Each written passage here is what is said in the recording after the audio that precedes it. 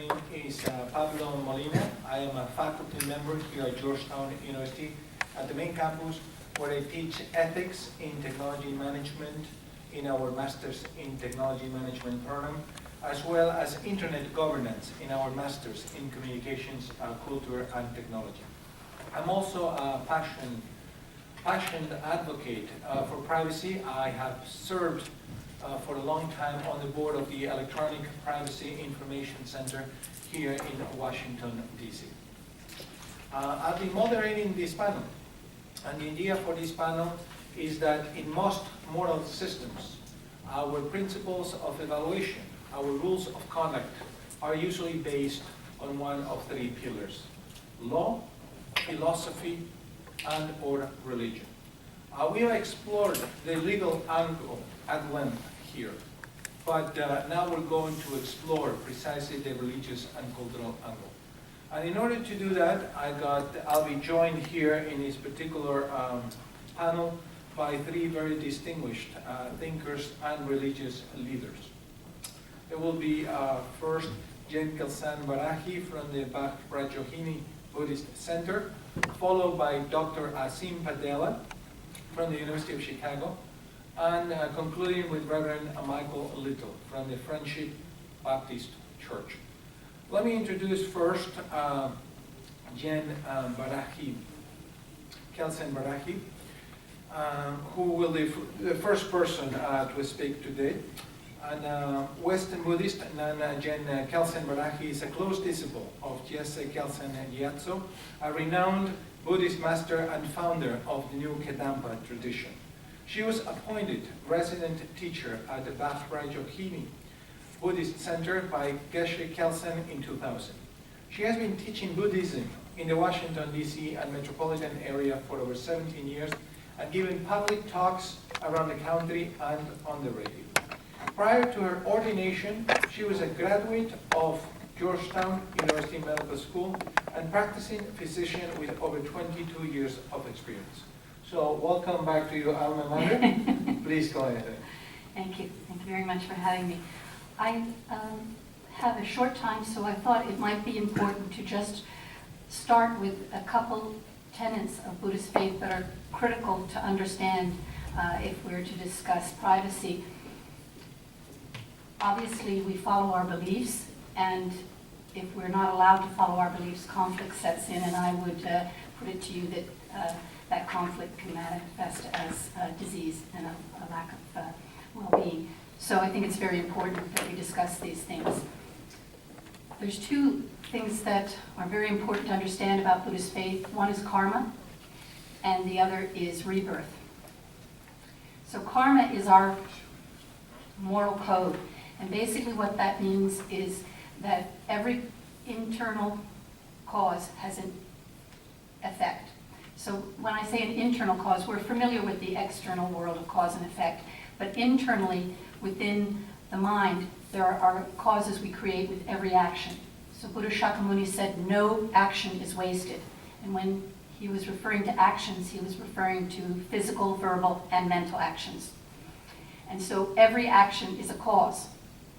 And if it's a virtuous action, it will lead to a virtuous effect. Now, the effect will not necessarily be experienced immediately after one performs a virtuous action. And we know this intuitively. You know, sometimes we give generously and not appreciate it. So just like when we eat a lot of Twinkies, we don't necessarily get the heart attack right away. So same with law of cause and effect. So we're guided by this internal world of cause and effect. And positive actions will yield positive effects, and negative actions, non-virtuous actions, will yield negative experiences. So our happiness and our suffering, from Buddhist perspective, have their root cause in the mind. That does not mean that there aren't circumstantial causes, such as disease, such as obvious causes in the environment, and so on.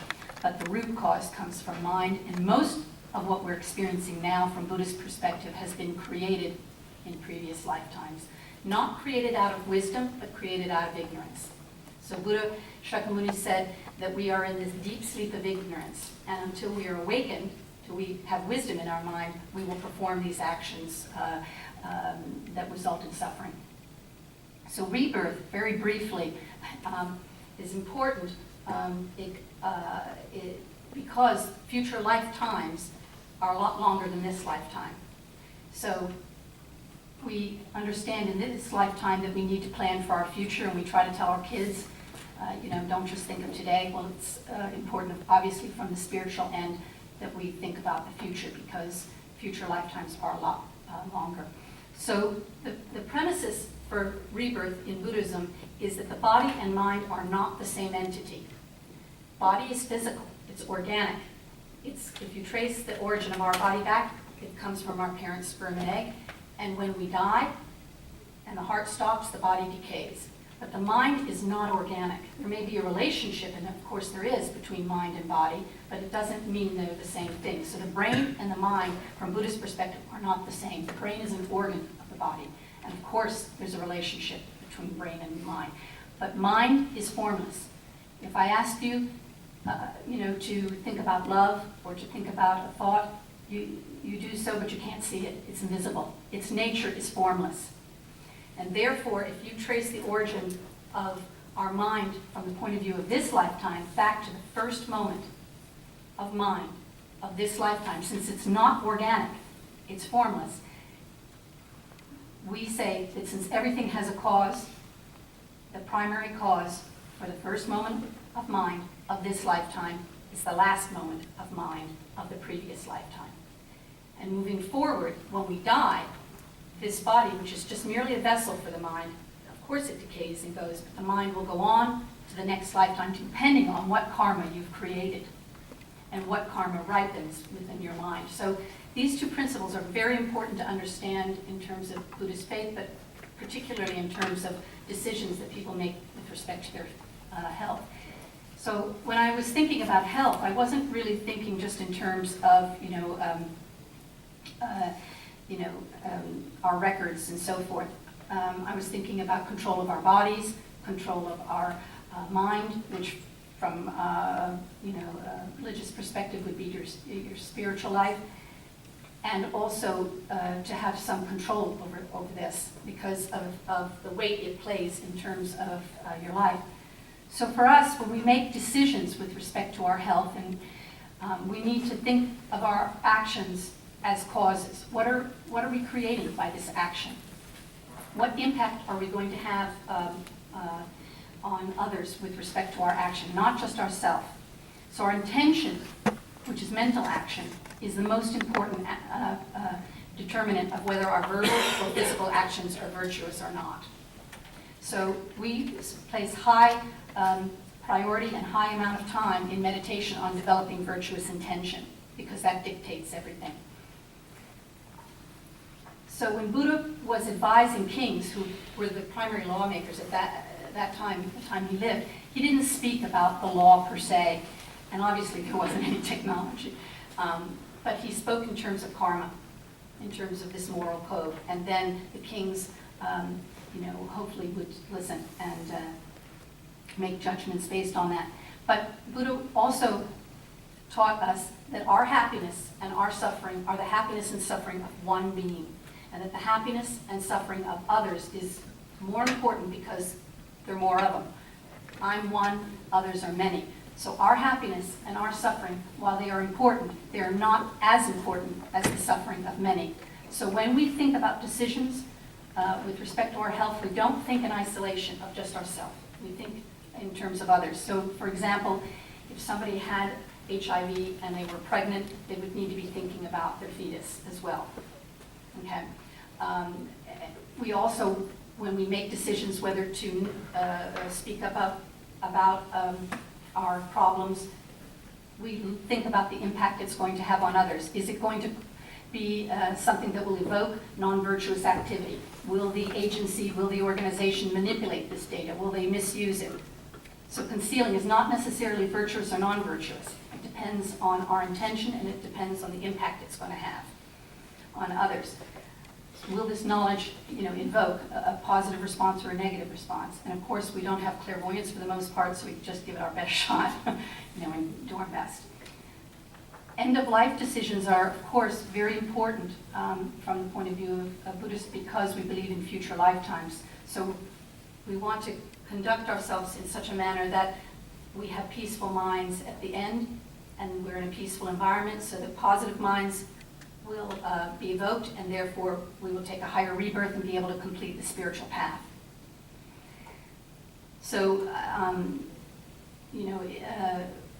privacy with respect to spiritual practice within a hospital setting is important, but also there are questions about letting people go home to die, whether they want to go home to die, and some of that has to do with their belief system.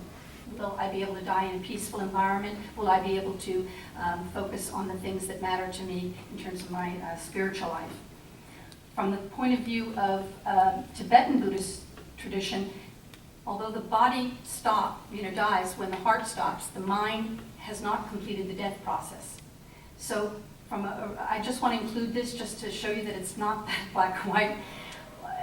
The mind takes 1 to 3 days to leave the body, and therefore somebody might decide not to die in a hospital, prefer to die at home, so that their body cannot be touched, can be respected, because of course in this culture these kind of concepts are not necessarily familiar or respected. So there are a lot of issues at hand when we think of religious perspectives.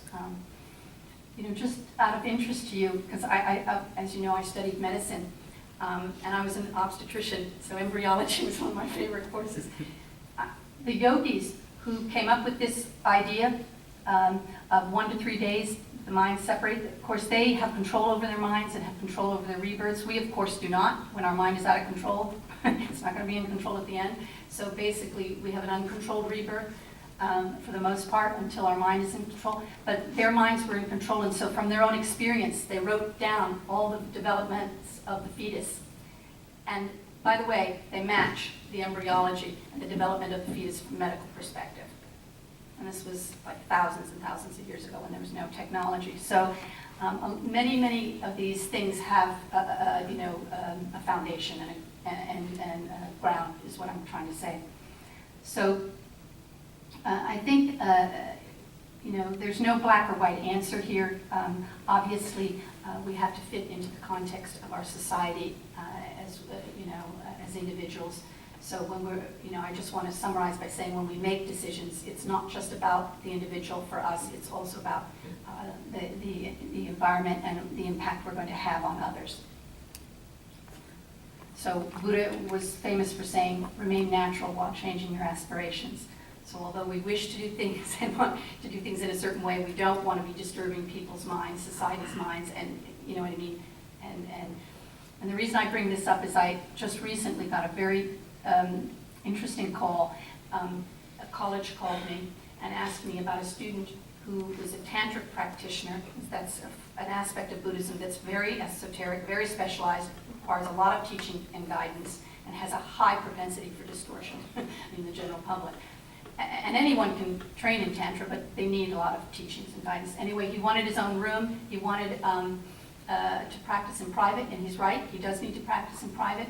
But the problem is, it was like pushing the individual needs way above the college's ability, because once they give this person a private room, then they can start having to give, you see what I'm saying? So these things are not black or white. We have to consider a bigger picture, and guided, of course, by our intention and our motivation, which plays into the understanding of karma.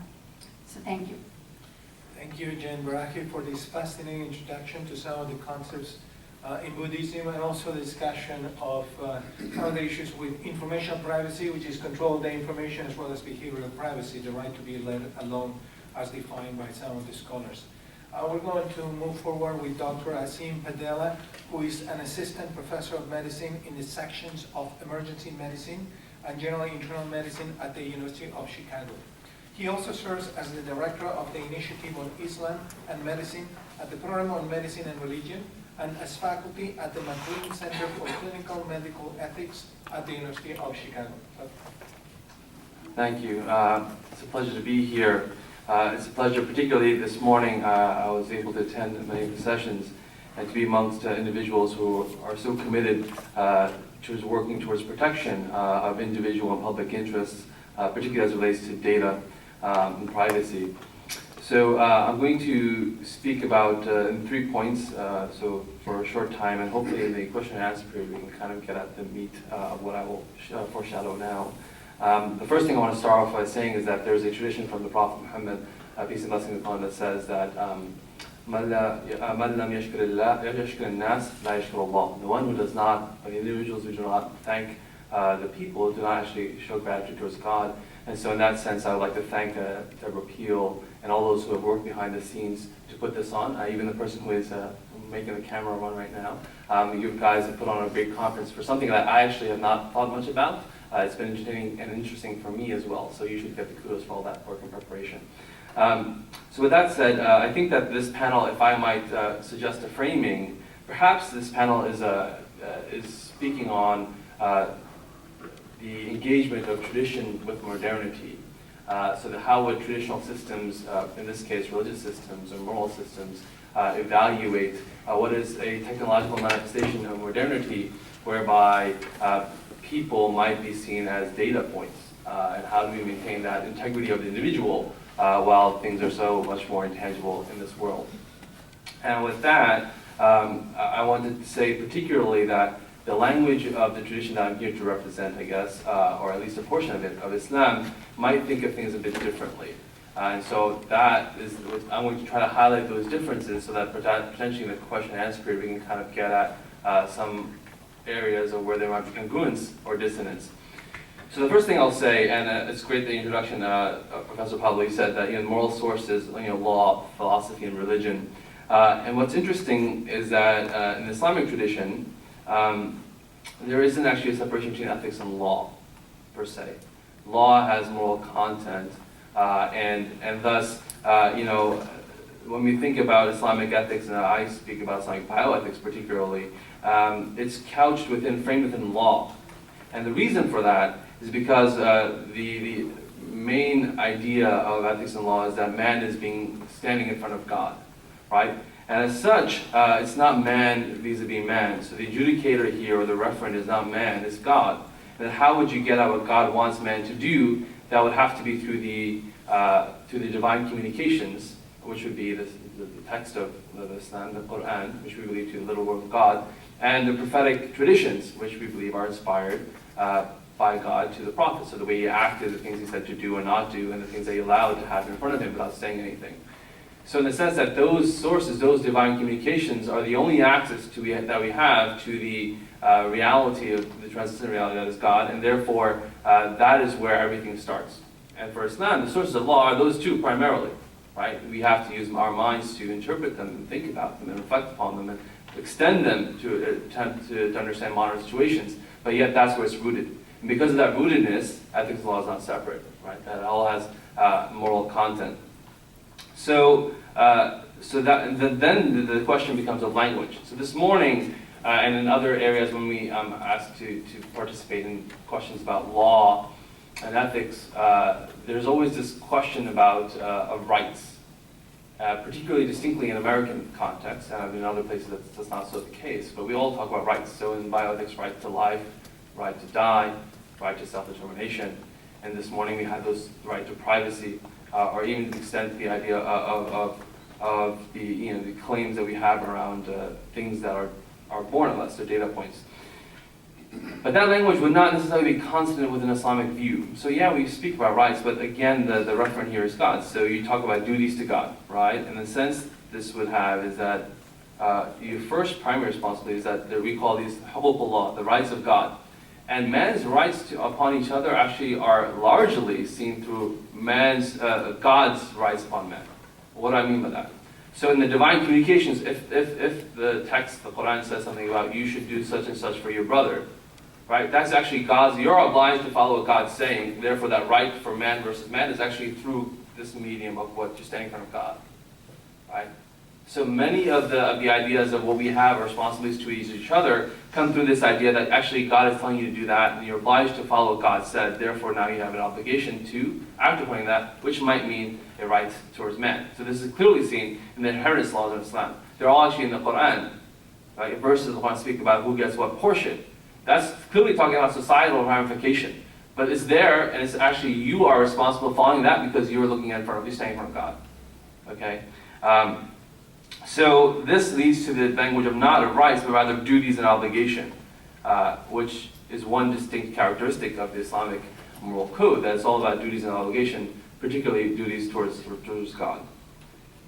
With that said, so this is language is different, and let's talk about conceptualization might be different as well, and how that might be difficult to think about. So this morning, when I was reflecting on what was spoken about, particularly talking about health data and right to privacy, a conception of man might have been as a man or a human, right? So I'm using that term man, I apologize. But in any case, a human, right, is composed of or there was a question this morning around the right to my data, meaning, so in the healthcare system, we have medical records and we have biological samples, and these are mine, right? The questioner was saying, these are mine, so how come the legal system is to protect that's mine? Well, if you were to take that a little further, you would think about, well then, all I am is biology, biological substance, right? And records of what is done with those biological substances, and would that actually be a dignified human being? If all you are data points, right, and biological samples, then wherefore lies the dignity of man itself? And I think this is problematic, particularly for the tradition of Islam, when we are not, you're not actually ownership of anything. The bodies that you're given are you are stewards of. This resonates with other traditions as well. And therefore you would say if you're stewards to the body, then maybe you're actually stewards of the data that's garnered from that body as well. But you cannot be an owner of that. It does not belong to you. And so if you're going to use that sort of analogy to make an argument, it would just fall on its face. It would not stand within the moral code of Islam. The second thing, so conceptualization of men, right? So, and actually I think this is problematic, and I caution the audience here on this to think about what the implication is. If you reduce man to this, where does the dignity lie? The other aspect of that is that we talk about a lot about autonomous action. So the right to self-determination is couched in this idea of autonomy, something I'm familiar with from the bioethics world, and liberty, right? These notions, something called constitutional law liberty. Well, I'm not quite sure that also resonates within the Islamic conceptualization of man either. So as I mentioned, that there's a talk about duties and obligations. So therefore, mankind humans are social creatures who have obligations vis-a-vis others, right? And so therefore, yeah, you might have a choice to act for the benefit or harm of others or yourself, but it is not an essential characteristic, or the predominant characteristic of man is not one that's a rational actor, and that we should therefore preserve and respect the rational choice or potentiality for that rational choice of a human being. I'm not saying it does not resonate within, or there aren't streams within, but this is not the primary mode of thinking about man and humans in that sense. So language different, conceptualization different. Okay, so now the third thing I think that was very interesting to comment on would be this conceptualization of state versus private life, public sphere versus private home. And I think that, and this particularly leads to the question about tradition versus modernity. So I think that today, in the modern nation state, has overstepped, and this might resonate with both colleagues both across both aisles, Democrat or Republican, but it says that there's a huge conceptualization of what the state is, what the state does for you, right? And the private sphere that we hold on to, why we're talking about privacy, is because it seems that there's much more encroachment about what the state does, but also we're relying much more on the state to do certain things for us. And in my reading of the Islamic law, in the constitutional law in Islam, the public square is quite small. Quite small. The way by which the state can act is that it facilitates the worship of humans.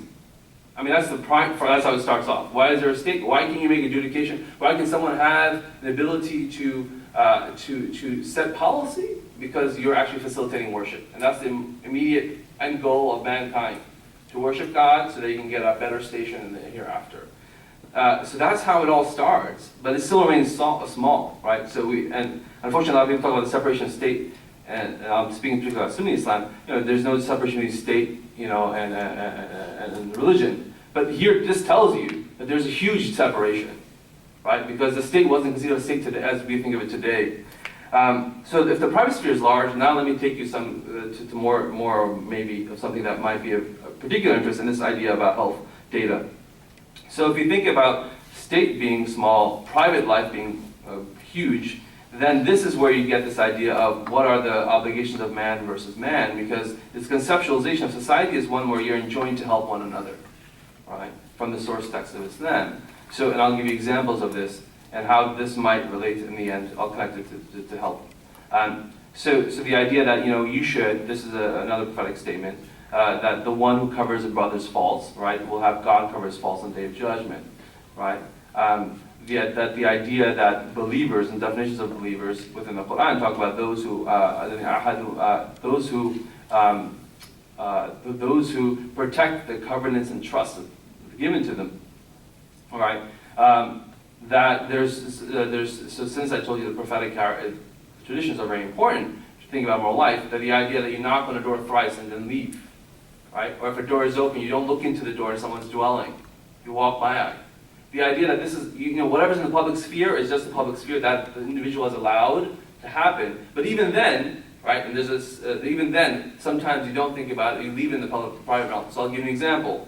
So a woman came to the Prophet, peace and blessings upon him, and said that, I've committed, a man came, actually there's two traditions. In any case, that I've committed adultery. And in that state, right, so adultery has some penal, so he turned his head away.